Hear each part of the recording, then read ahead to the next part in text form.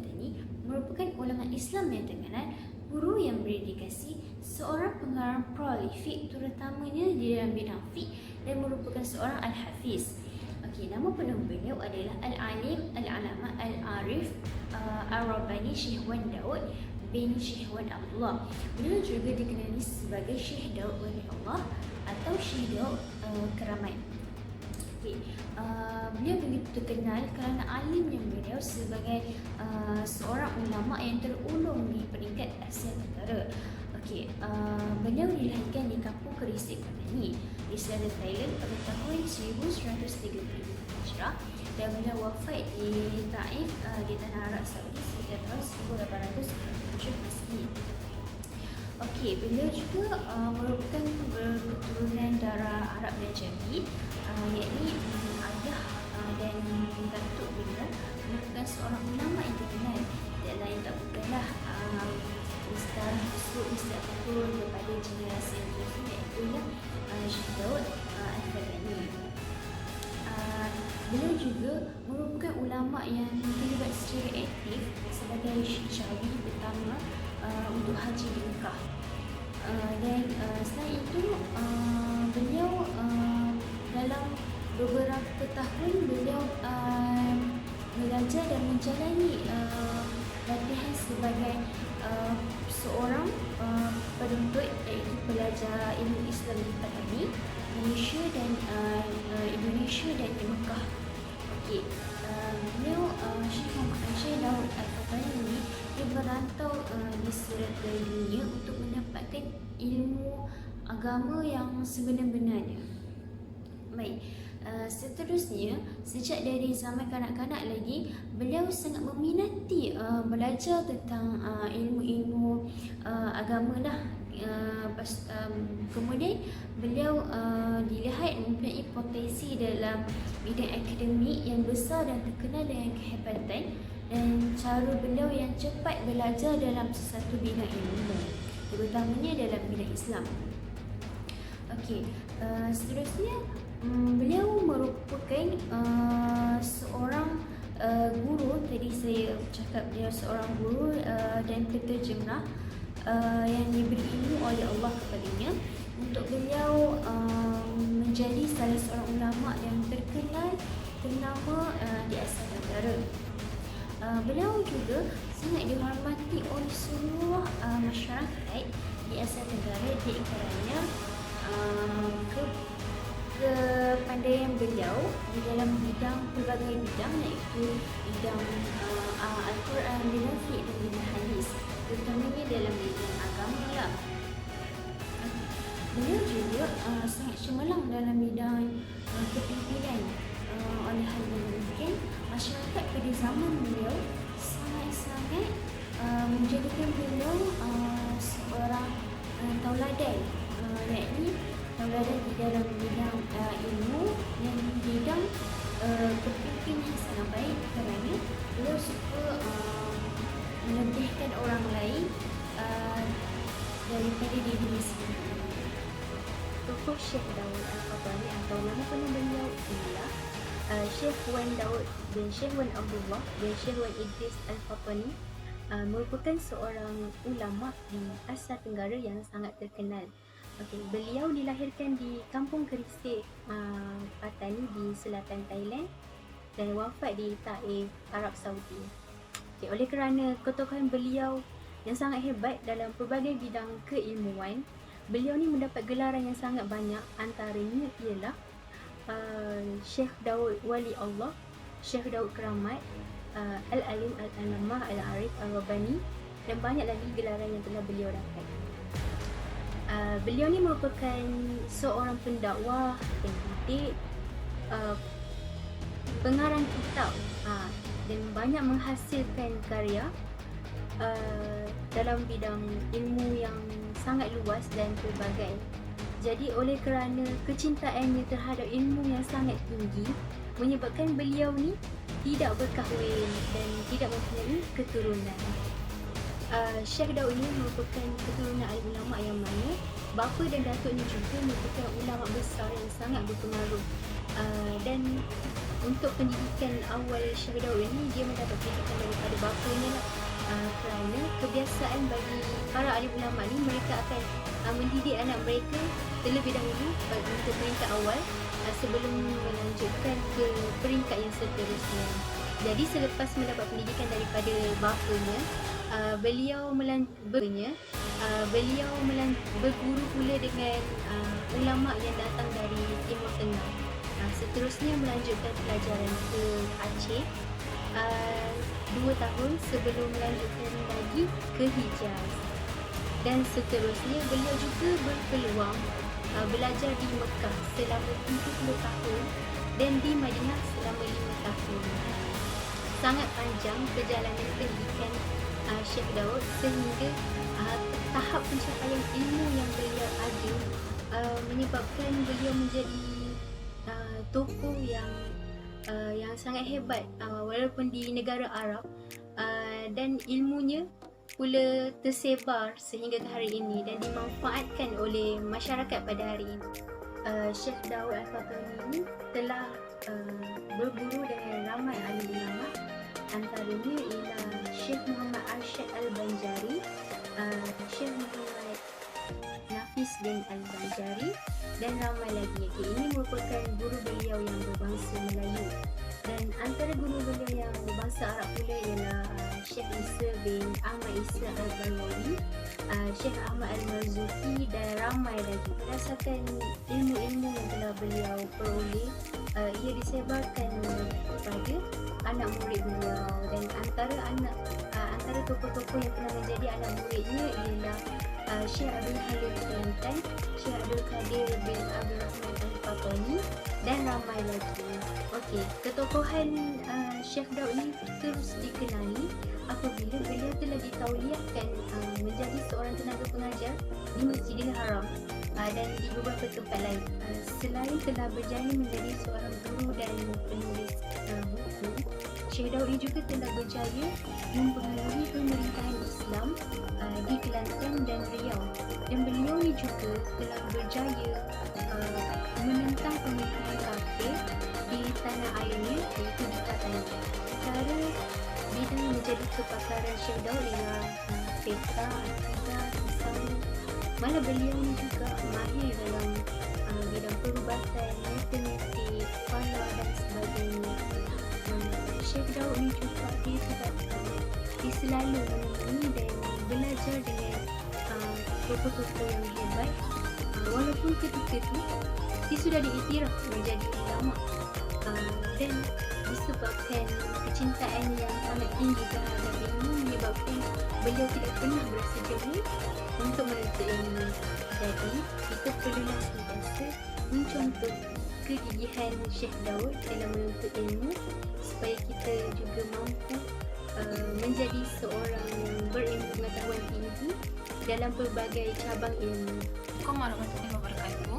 Hari ini saya akan membincangkan mengenai berapa lama masa yang diambil oleh Syekh Daud Al-Fatani untuk memantapkan ilmu beliau sehingga mampu menjadi pengaruh dan rujukan kepada umat Islam sehingga kini. Okey, baiklah. Syekh Daud Al-Fatani merupakan tokoh ulama di Nusantara yang tersohor pada akhir abad ke-18 Masihi sehingga awal abad ke-19 Masihi. Beliau telah berjaya menyebarkan Islam di Nusantara.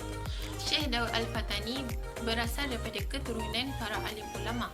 Sekitar tempoh 1720 Masihi sehingga 1730 Masihi, beliau telah dilahirkan dan dibesarkan di Fatani. Beliau telah memperoleh pendidikan awal melalui bapanya sendiri, iaitu Wan Abdullah yang juga merupakan seorang tokoh ulama besar di Patani pada ketika itu. Selain itu juga, beliau telah menuntut ilmu di beberapa buah pondok di sekitar Patani. Beliau telah memperoleh pengajian asas seperti ilmu tauhid, ilmu nahwu dan saraf dalam tempoh masa yang singkat, iaitu 5 tahun.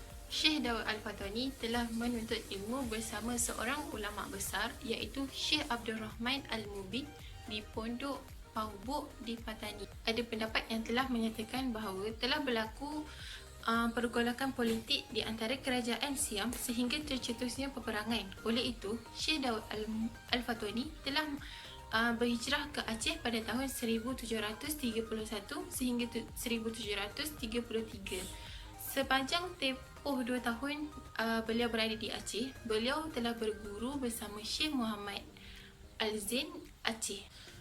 Oleh kerana Syekh Daud Al-Fatani sangat mencintai ilmu, beliau telah berhijrah ke Mekah pada tahun 1734 sehingga 1764, selama 30 tahun, dan beliau telah berada di Madinah pada tahun 1765 sehingga 1769, sekitar 5 tahun.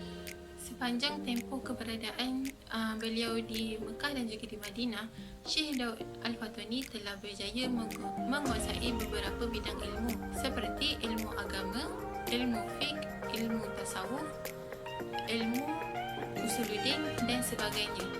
Beliau juga telah berguru bersama beberapa ulama besar, antaranya ialah Syekh Isa bin Ahmad Isa Al-Barawi, Syekh Ahmad Al-Marzuki Al-Malik. Oleh kerana Syekh Daud Al-Fatani sangat mencintai ilmu, pengaruh beliau sangat kuat pada ketika itu, sehingga kan beliau merupakan antara salah seorang ulama Melayu yang telah mengajar di Masjidil Haram.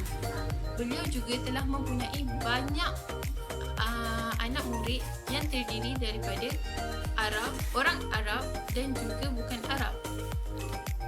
Syekh Daud Al-Fatani juga mempunyai banyak anak murid Melayu yang telah berguru bersama beliau. Syekh Daud Al-Fatani telah banyak menghasilkan kitab-kitab daripada ilmu yang telah beliau pelajari. Selain itu juga, Syekh Daud Al-Fatani telah banyak menterjemahkan kitab-kitab bahasa Arab ke dalam tulisan Jawi. Setelah kewafatan Syekh Daud Al-Fatani, banyak anak-anak muridnya yang telah pulang ke tanah air selepas menamatkan pelajaran di sana. Mereka telah mengajarkan kembali kitab-kitab Syekh Daud Al-Fatani di sekitar pondok-pondok. Oleh kerana kefakihan beliau dalam bidang ilmu, beliau telah berjaya menghasilkan beberapa karya yang telah menjadi rujukan di pondok-pondok di Nusantara sehingga kini. Jelaslah di sini bahawa Syekh Daud Al-Fatani telah memberi banyak sumbangan yang besar terhadap penyebaran Islam di Nusantara, khususnya di Malaysia. Kita mestilah mencontohi kegigihan Syekh Daud Al-Fatani dalam menuntut ilmu. Hal ini kerana beliau telah mengambil tempoh masa yang lama untuk memantapkan lagi keilmuan beliau. Okey, Assalamualaikum warahmatullahi wabarakatuh. Hari ini kumpulan saya akan menceritakan tentang apa dia dan siapa dia Syekh Daud Al-Fatani. Okey, agak-agak kita pernah dengar tak pasal Syekh Daud Al-Fatani? Rugilah kalau kita tak kenal, sebab beliau merupakan seorang tokoh ilmuwan Islam yang patut kita contohi dan ambil manfaat daripada beliau, kerana beliau merupakan ulama Nusantara yang sangat terkenal suatu masa dahulu, dan ia terkenal sehingga sekarang, tetapi dia terkenal dengan keilmuannya. Tapi orang macam melupakan siapakah dia Syekh Daud Al-Fatani. Hari ini saya akan berkongsi tentang sumbangan Syekh Daud Al-Fatani. Ada 3 sumbangan yang telah beliau berikan kepada kita dan ia masih digunakan sehingga sekarang. Tahu tak kita yang sebenarnya Syekh Daud Al-Fatani ini dia telah memberi sumbangan kepada 3 bahagian yang saya dapat klarifikasikan, dan saya bahagikan kepada 3. Yang pertama, dalam bidang pendidikan. Hasil ketokohan dan keilmuan yang sangat tinggi yang dianugerahkan Allah kepada Syekh Daud Al-Fatani, dia berjaya keluarkan satu konsep pendidikan. Macam mana? Beliau menggunakan konsep berguru. Beliau sangat menekankan adab berguru, di mana beliau menyatakan bahawa sebelum kita menjadi seseorang ataupun menjadi guru untuk menyampaikan sesuatu kepada orang lain, kita hendaklah berguru atau mengambil tahu dan mencedok ilmu daripada orang yang lebih tahu. Bukannya kita buat-buat tak tahu dan buat-buat tahu. Ada sekarang segelintir kita macam, oh aku tahu ini, aku tahu semua, aku tahu. Bila orang tanya jawab aku tahu, tapi sebenarnya dia tak tahu. Dan pemikiran yang dibawa ataupun konsep pendidikan yang dibawa Syekh Daud Al-Fatani ini sememangnya kena diteruskan sehingga sekarang kerana terlalu banyak maklumat yang diseleweng kerana cakap tidak suruh berfikir. Jadi sumbangan Syekh Daud Al-Fatani ini pada suatu ketika dahulu beliau sangat mengutamakan adab berguru.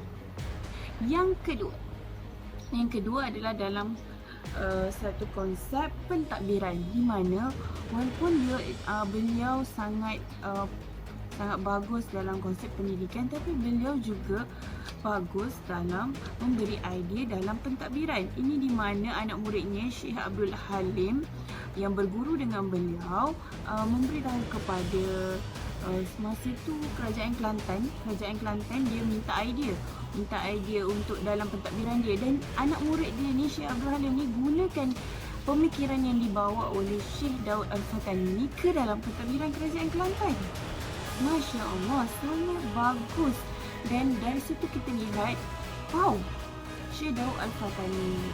Dan kita lihat bahawa tamadun Islam ataupun pemikiran Islam itu sebenarnya lebih hebat daripada Barat. Tetapi kita asyiklah menekankan, asyiklah kita tahu bahawa Barat mendahului dari segala benda. Tapi tahukah kita bahawa Islam ini sangat hebat dan Islam ini mempunyai ramai tokoh-tokoh yang boleh kita ambil contoh. Bukannya kita hanya tengok main Instagram, main Facebook, main YouTube, tapi tak ada seorang pun tokoh yang kita ambil tahu. Tepuk dada, tanya iman. Okey, yang ketiga adalah dalam bidang penulisan. Dia menghasilkan lebih daripada 70 karya. Tahu tak korang? Banyak kan 70 karya. Tapi beliau berjaya hasilkan. Kita yang satu ni pun belum mampu nak hasilkan, tapi beliau dah hasilkan 70. Masya Allah, lagi sekali tepuk dada, tanya apa masalah diri kita. Saya pun harus bertanya kepada diri saya, kenapa saya masih tidak mampu menghasilkan walau sebuah buku. Dan seterusnya, macam saya kata dalam bidang penulisan, beliau menulis dalam pelbagai jurnal, maksudnya dalam pelbagai bentuk buku yang ditulis, pasal penyembelihan, pasal ibadat, pasal segala-galanya. Beliau mampu merungkaikan segala masalah dalam sebuah buku. Hasil beliau berguru dengan tokoh-tokoh yang lain. Nampak tak? Setinggi-tinggi seseorang itu pasti ada beribu-ribu orang di belakangnya yang pernah menjadi tunjang kepandaiannya sekarang. Oleh itu, apa yang kita dapat pelajari dengan Syekh Daud Al-Fatani dan sumbangannya adalah apa? Ialah kita haruslah sentiasa mengutamakan guru kita dalam apa jua keadaan. Mungkin kita rasa kita betul, tetapi tak selamanya kita betul dan tak selalunya kita betul. Belajarlah merendahkan diri kerana kita hanyalah hamba Allah yang biasa-biasa, hanyalah hamba Allah yang inginkan syurga. Oleh itu, sebagai hamba Allah yang inginkan syurga, haruslah kita sentiasa merendah diri dan taat kepada guru kita selagi mana apa yang disampaikan dan apa yang disuruh itu baik. Dan kita hendaklah cuba cabar diri kita untuk menulis sesuatu yang baik. Mungkin bukan di buku, tapi sekarang di alam maya. Kesan dan ibrah yang dapat kita pelajari daripada keilmuan Syekh Daud Al-Fatani iaitu dari segi penulisan beliau. Okey, penulisan beliau pada hari ini menjadi bahan rujukan kepada para ilmuwan, kepada para ustaz-ustazah dan para mahasiswa-mahasiswi pada hari ini.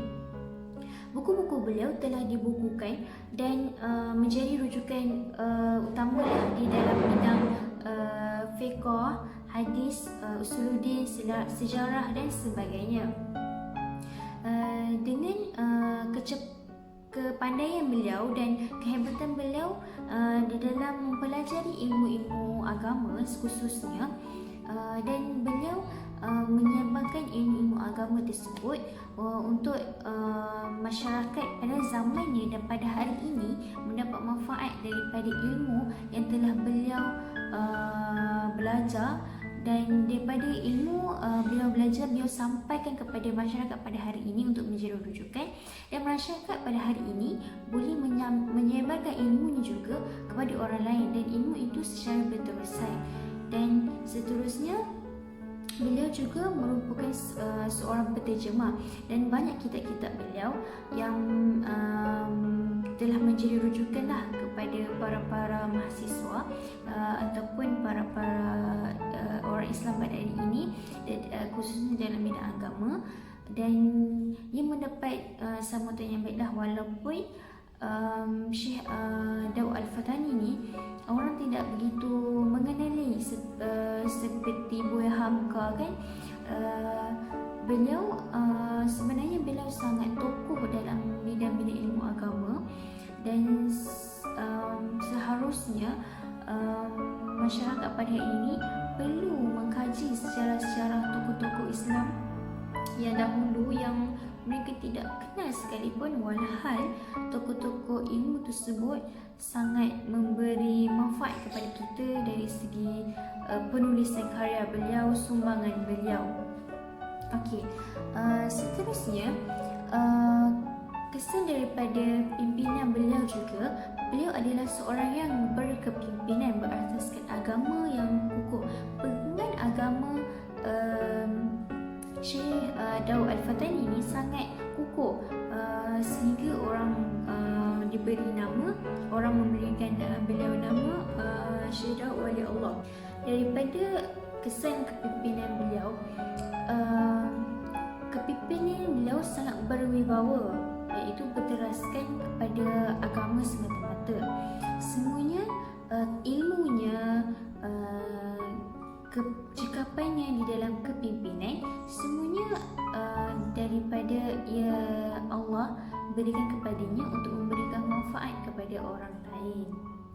Okey, beliau Syekh Muhammad Daud pernah berguru dengan keturunan Nabi Muhammad SAW, dan tidak peliklah jika beliau sangat alim dalam bidang agama dan sangat alim di dalam kepimpinan beliau. Dan selain itu juga cara kepimpinan Syekh Daud ini, dia menjadikan agama itu sebagai panduan utama untuk beliau terus membangun dan menyampaikan ilmu-ilmu beliau kepada masyarakat di serata dunia. Walaupun beliau tidak berkahwin kerana beliau terlalu sibuk belajar ilmu sehingga lupa untuk berkahwin. Dan daripada situ kita boleh nampak beliau seorang yang sangat mencintai ilmu itu sendiri, dan ia memberi kesan kepada masyarakat pada hari ini dengan penulisan dan karya-karya beliau, menjadikan masyarakat pada hari ini berfikir mengapa ulama dulu sangat suka untuk mempelajari ilmu. Kerana hal itu, ilmu ni dia sangat bernilai, dan jika ilmu itu kita berikan ilmu kepada orang lain dan orang lain pun menyebarkan ilmu tersebut, daripada situ kita boleh dapat pahala yang berterusan, kerana ilmu itu dia juga berterusan. Kali, selamat beramal dan semoga kita memperoleh manfaat daripada apa yang kami kongsikan. Sekian, terima kasih. Jumpa lagi.